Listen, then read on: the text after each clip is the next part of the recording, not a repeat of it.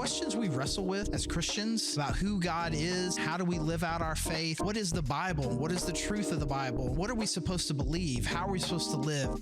There are really big, deep questions that we ask each other, that we ask God, that we wrestle with ourselves. And that's why the Cultivate podcast exists, to help us go deeper in our understanding of who God is, His Word, and the way that He's called us to live. Hey everyone, welcome to the Cultivate podcast with the Grove Church. I'm Charlie Lofton, I'm the lead pastor there, and we are here with the super creative, epically awesome, keep it coming, dancing machine. Keep it coming. Bagel Boone. Yeah. Have your mom or your grandma, have they said anything about why does he call you Bagel, or are they in on it now? No, but my mom did test it out one time. So she battle tested it. Yeah, but I think she never asked why, but do you even know why, other than you took off the A? Do I know why? Mm-hmm. Yeah. It's not like I love bagels. We were at a wedding. Oh, yeah. We're at a wedding, and totally they invited Bagel that. to come up. And I looked at my wife and I was like, Bagel. It's like, it's short for Abigail. And I was like, no, it isn't. She probably remembers that story from the wedding, or from the episode where you explained that. So yeah, mom has battle tested it. Grandma wouldn't dare, I don't think. Because if you take the A off of Abigail, what do you get? Bagel. No. Bagale. Yeah. Bagale. Yeah. But anyways. Yeah. Well, they tried. Could just call you Gail. Yeah. You didn't like that. You don't like Big Gale. I don't like Big Gale. How do you feel whenever guys refer to other guys as big guy? That's what hey, big guy. That's what Matt Shearschmidt calls me. Do you like it? Yeah, because he doesn't mean it in terms of, hey Charlie, you're fat. I think it is. I think it is. I think it is more because you're older than him. I think it is the position that I hold. Okay. And with respect to the church, sure, I'm the big guy. You're the big guy. I'm the big guy. Like, I cannot imagine if someone said, "Hey, big girl," I'd be like, "Yikes! I have let myself go." Well, yeah, I'm getting it. That's why. So why would I say if I can't call you big girl? Why would I call you Big Gale? Because that is literally in my name. That doesn't make it better. Doesn't make it good. That's fair. That's what my sorority called me. Okay. Yeah. Most people are shocked to hear that I was in a sorority, but that's what they called me. Throw what you know. Yeah, man. Right now. Oh, Kaio. No. Oh, that's like Kaio? Absolutely not. Well, Pi Beta. Pi Beta? Mm-hmm. Pi Beta Phi. Oh. If you're in the in crowd, you just call it Pi Beta. That's not Pi Phi? No, it is Pi Phi. Oh, okay. I haven't done that in a while. My wrists are out of... You haven't thrown what you know? No, my wrists are out of action. This is all I know. Yeah. But that's... We're competitors. Yeah. Not me. I was not. All right. We are still with the parables, and we are in a run here of ones that I think Big Gale's really going to like. And right now we're in Luke chapter 16, the parable of the Shrewd Manager. And when we talked about just a minute ago before we got on here, and I said that was the name of the parable, what did you say? I said if someone called me shrewd, I'd be like, ha, ha, ha, joke's on you. I don't know what that means. Legitimately not like... I assume it means you're like angry. It does not. Oh, you're mean? No. It sounds like shred to me, so it sounds like you're someone who shreds something. It's more like clever with questionable morals. Oh, never would have guessed that.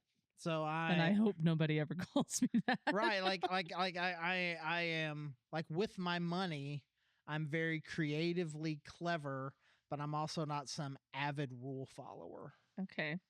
So this guy, this manager, he's like trying to get tax cuts. Yeah, questionable tax. Okay. Like a that's like right not off, just right? a straightforward tax cut, but like, man, I don't know that this technically applies to me. But if you kind of look at it like this way and kind of hold your face just like this, then man, sure. That's right off. Who writes it off? Yeah. Have you seen the people do the drum with it? Oh, I was thinking about the can I say Schitt's Creek? Yeah, no, that's what it's from. Yeah. People.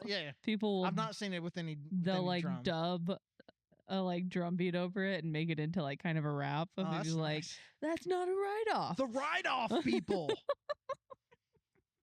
It's good stuff. I have spent many a time with people trying to help them with their finances, and it feels exactly like that conversation. Yeah. Tell them they just need to start a business and they'll learn real quick what it is and is not a write-off. Or at least their dad will, who is their Yeah. business manager, will. Yeah. Well, that's more so mom. Oh, okay. She's my bookkeeper. Okay, nice.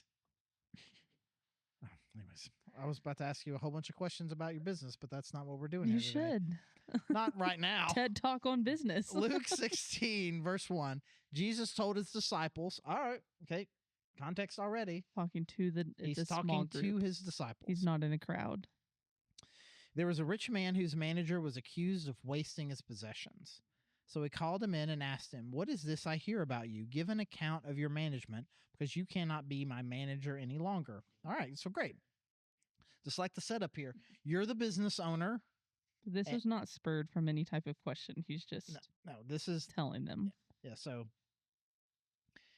we've got you and your mom, and you call your mom in and like, Mom, I need you to give account of your bookkeeping here because you can't be my bookkeeper anymore. Like, so she has done something, but they're still like, show me what you did. I need to know what has happened here. I'm looking at my finances and I know you've done something. Tell me what it is. And by the way, you're fired. Wait, so Shrewd Manager, the manager is the man who's being called in to give account. Yeah, the bookkeeper. There's another person who's asking him to come in. There's the rich man and the bookkeeper, but the bookkeeper here is referred to as the manager. Okay. There's the owner and the manager. Okay. So the owner has come to the manager and said, what is it that you've done here? So just imagine a guy like, again, did you ever watch, someone who, for most of these people, pretty agrarian, right? Like, I own this big ranch that has both crops and cattle and everything on it, and I own it, but then I have this guy who runs it. Property manager. Right. He's a manager. We got that's what we mean by manager. So there's the owner and the manager. So I've caught you. Show me exactly what it is that you've done, and you're fired. Verse 3, the manager said to himself, what shall I do now? My master is taking away my job. I'm not strong enough to dig, and I'm ashamed to beg. I know what I'll do so that when I lose my job, people will welcome me into their houses. So he called each one of his master's debtors. He asked the first, how much do you owe my master? Okay. So make sure, again, we're tracking with this story. He's getting fired. And so he's like, well, okay, if I get fired from this job, I'm not capable of getting a different job. I'm not strong enough to like do manual labor, and I'm not going to just beg. So he's coming up with a plan for after he gets fired, how will he be able to provide for himself? Okay. So now he's about to go to various people who owe his master a lot of money. Why would they owe him money? Because they like bought from him or something? He is so wealthy that he has... he's like loaned money. He's either loaned money to them, or again, I bought some wheat from you, but I haven't paid the full amount. Kind of like a mattress. Yeah. They are on some sort of payment plan with the owner. And the manager is that's one of the things that he does, is he manages these debts. Okay. How much do you owe my master? Verse 6, 900 gallons of olive oil, he replied. The manager told him, take your bill, sit down quickly, and let's make it 450. Then he asked the second, how much do you owe? 1,000 bushels of wheat, he replied. Take your bill, make it 800. The master commended the dishonest manager because he had acted shrewdly. For the people in this world are more shrewd in dealing with their own kind than are the people of the light. I tell you, use worldly wealth to gain friends for yourself, so that when it's gone, you will be welcomed into eternal dwellings. Wait, what? I thought commended was good. It is good. So he was proud of his shrewd activity? Well, I think that is where I mean that's like kind of like we talked about last week. He's like, be rich towards God, and you kind of go, what does that mean, right? And so this guy's going to, okay, so how much do you owe? How much do you owe my Mhm. the big guy? I owe him $1,000. Here, let's just let's write let's erase let's make it 8. Mhm. How much are you? 500. Well, let's make it 3. Right? And so he's changing. Mhm. They're basically, you know, Sharing of the forging debts. these documents, right? They're just, Mhm. and in order to make it where they, like, whoever the new manager is, Mhm. comes in and is like, okay, how much do you owe? It's like, well, my bill says 800. Uh-huh. And this guy, the new manager, has no idea. Yeah. And the boss, the owner, he doesn't know. He doesn't keep up with this in the day to day. Uh-huh. But they they're just bringing them these bills, and so these people have saved $200. The new manager and the boss would have no way of ever knowing. Mhm. And meanwhile, you think well of me because I gave you permission to uh, forge the document. Mhm. And so now he thinks, if I do this, then you're going to feel like you owe me next week when you find out I don't have a job. Like, man, Okay. I should let him stay with me for a little bit, or I'll give him 50 of the $200 that he helped me save, because I'm Mhm. just going to be really thankful for him. Okay. And so now the master somehow finds out about this, that Okay. this is what he has been doing. Maybe one of them was like, your manager came to me and told me that I could, instead of owing you 500 bushels, only have to owe you 300 bushels. Is that for real? And the owner's like, I'm sorry, Huh? what? So somehow the owner finds out about it, And he commended him? commends him for it because he had acted shrewdly. That doesn't make sense to me. Okay, That sounds like an oxymoron. yeah. So it doesn't say he commends him because, man, that was really great, man. You almost cost me a lot of money. Yeah. That's not what he's saying. What is he saying? Good job, you were dishonest. It was actually really smart. Okay.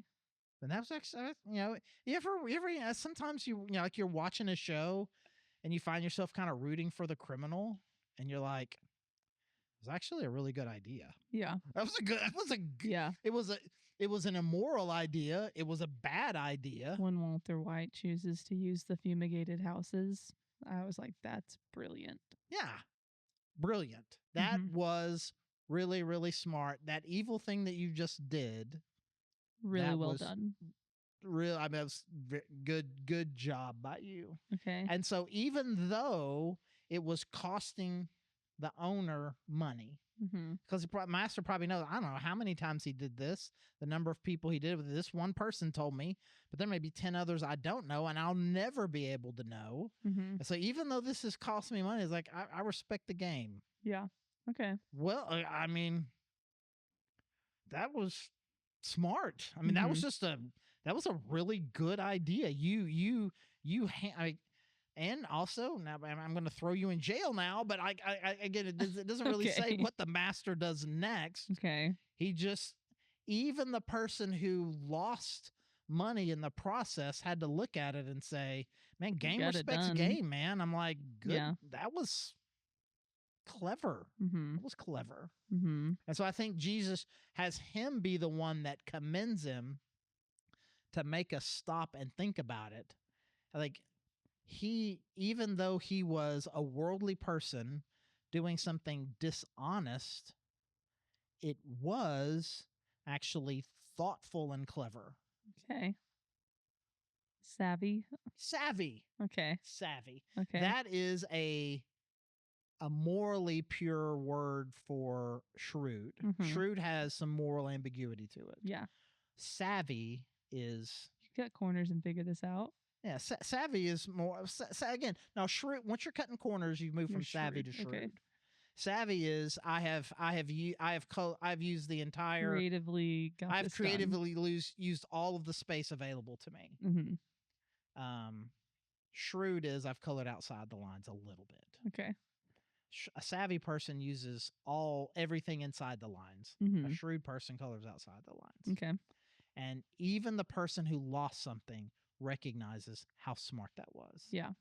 And that's how and this is what Jesus says. This is how worldly people are. Mm-hmm. The people in this talking world to his disciples are more shrewd in dealing with their own kind than are the people of the light.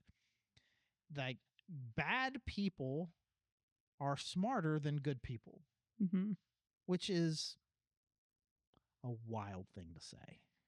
Yeah. What a wild thing to say. What, like seriously, can I just say this? Like, why bring it up? Yeah. Yeah. Yeah. Like, you're going to be a part of the light, but you might not be as savvy as some of the other people.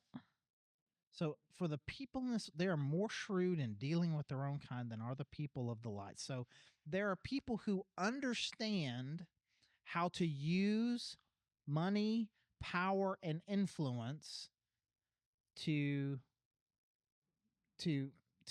I guess build relationships, right? I know how to use worldly stuff to curry favor with other people. Worldly people are really good at that, better than good people are.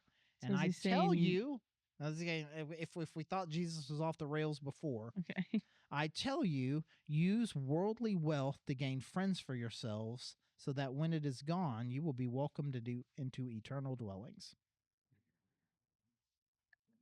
So is he encouraging this behavior? I do not think he is encouraging forging legal documents. Okay. And I think the purpose for the immorality of how he did it is intentional to make us pay closer attention. Okay. The master commending it is making us dive in even deeper. Because Jesus could have said, hey, use what God has given you to love and bless other people. That's a great idea, Jesus. Thank you. But you may or may not remember that. You hear this parable, you're not going to forget it. No, and I'm quite confused of what he's motivating you to do. Right? And so now we, again, but now we're thinking about it. Now we're thinking about it. I tell you, use worldly wealth to gain friends for yourself. It feels manipulative. Is it?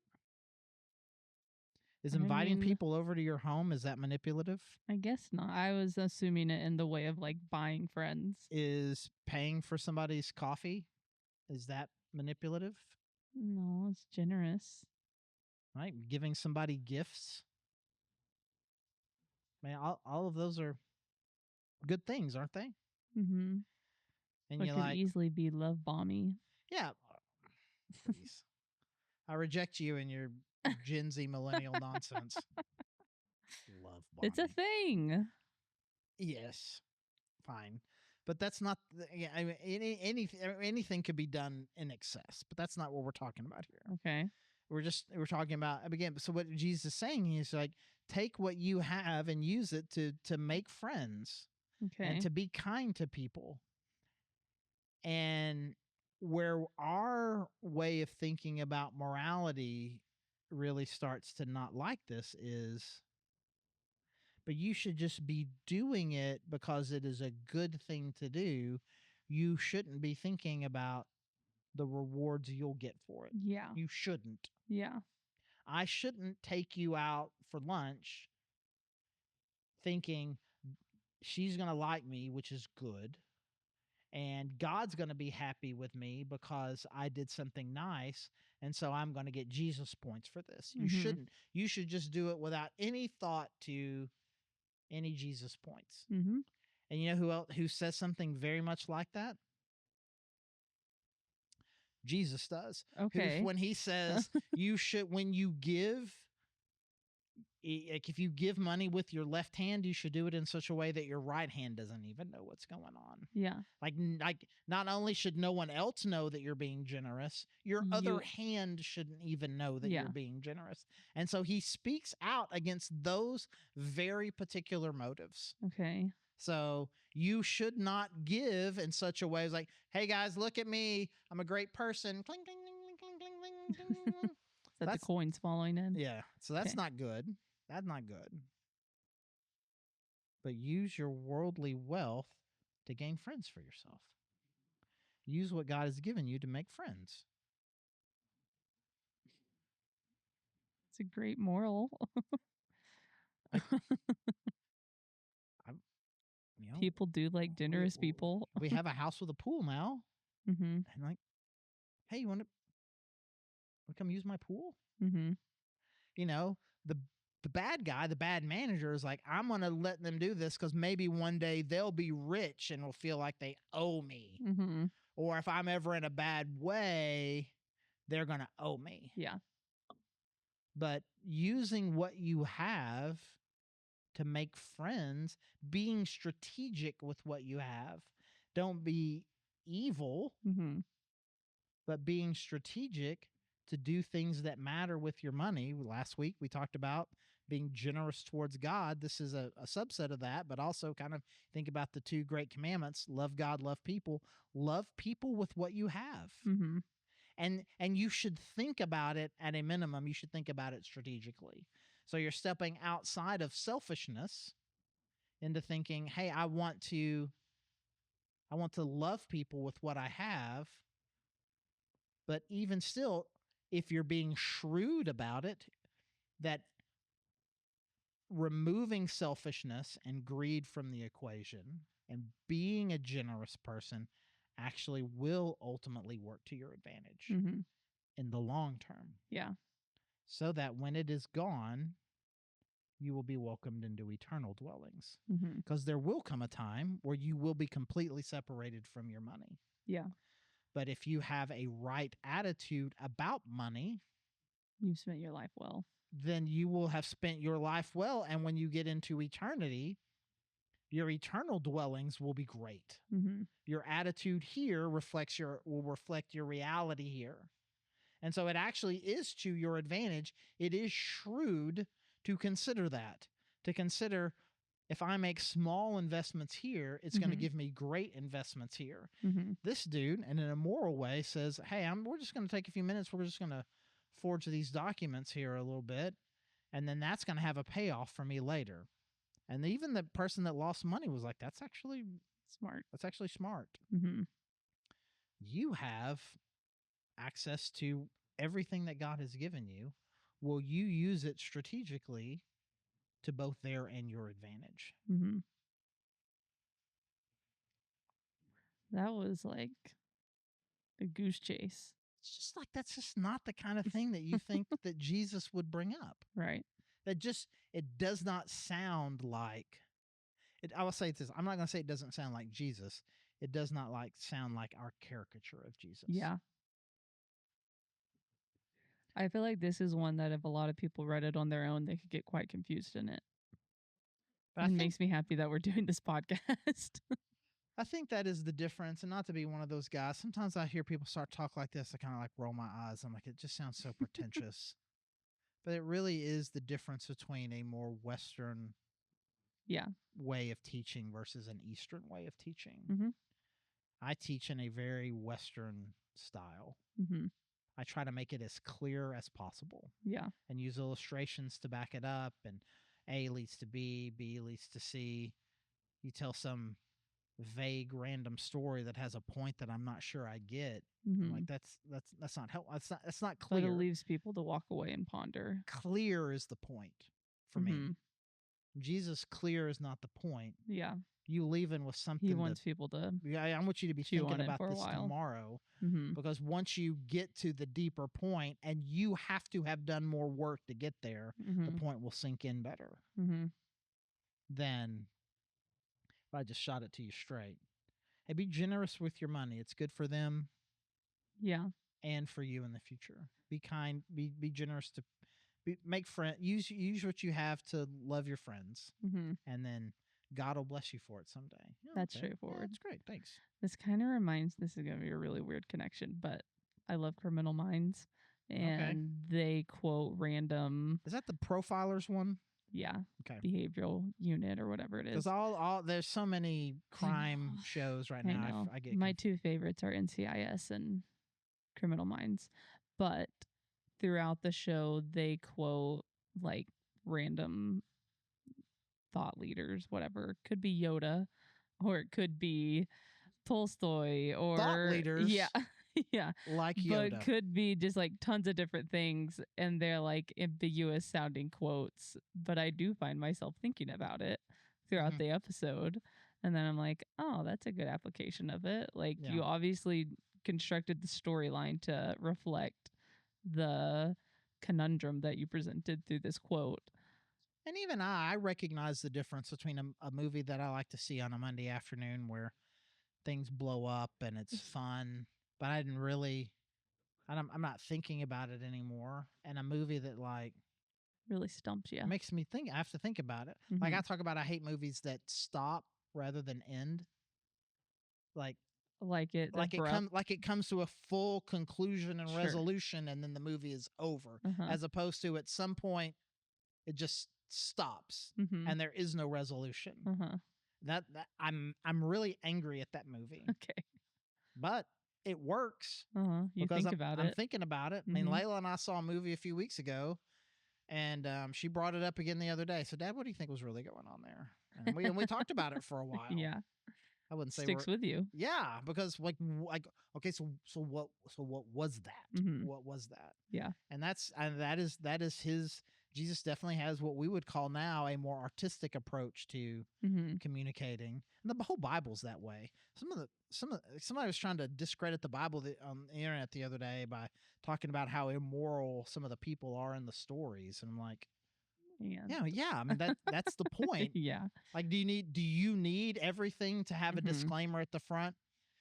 We're about to tell a story, and in this story, all the people are bad. That would be very Western. And then at the end of the story, it's like, did you see how even though that person is considered a hero, big picture in the Bible, in this particular story, what they did was heinous. Bad. Yeah. No, it connects to me because I think whenever we first started this series of parables, you said I'll probably end up really liking Jesus' teaching compared to the letters that are so straightforward. And I have found that. Yeah. That it's more of the artistic approach of just pondering things. Yeah, I mean, the stories that really get you is where the good guy does something really bad. David, there's a lot of that with David. And now he kind of turns it on his ear where the bad guy does something bad but good. You should be more like that. Yeah. You should be more like Walter White, who was very shrewd. He was very shrewd.